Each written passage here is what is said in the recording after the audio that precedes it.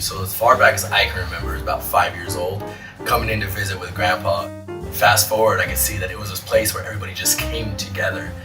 Rumor has it that my grandfather was very well known and respected by some mob guys and the community because of who he knew.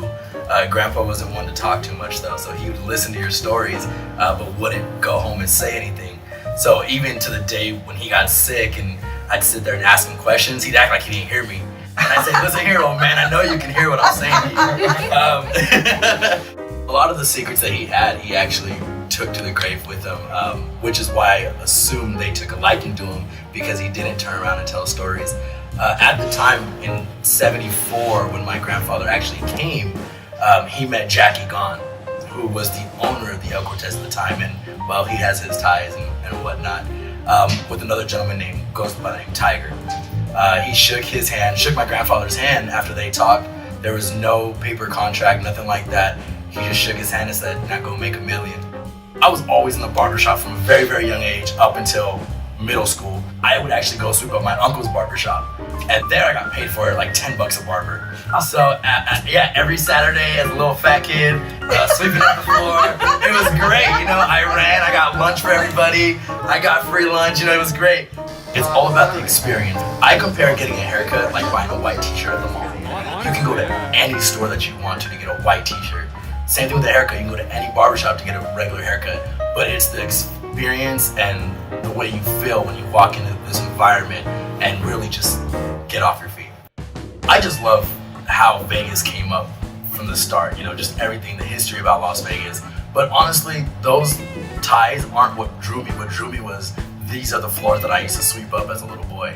So when I found out that Grandpa's shop was now available, because it wasn't so much like, oh, I'm gonna go back downtown, it was I'm going back home to Grandpa's barbershop.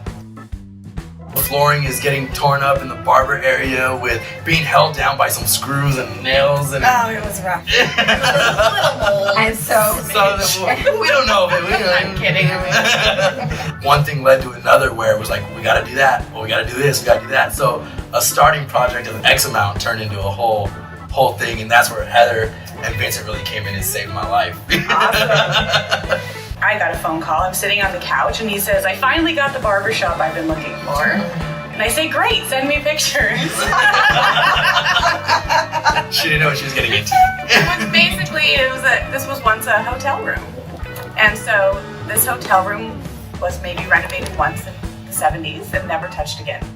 I wanted you to walk in and really just feel like you walked into the past. You're in this historic building, you're in this fantastic corner of, you know, the Las Vegas downtown area. It should feel that way. Well, I think we wanted to go for a mix of like modern and old world, so a really traditional style wallpaper, but adding elements of the barbershop, the face, the knives and the signs.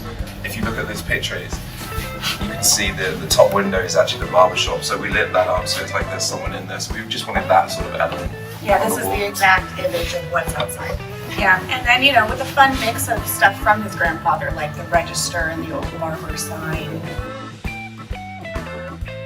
We're really set apart because we are from Vegas. We're not just outsiders coming in, so we love the environment. We're actually a part of the community.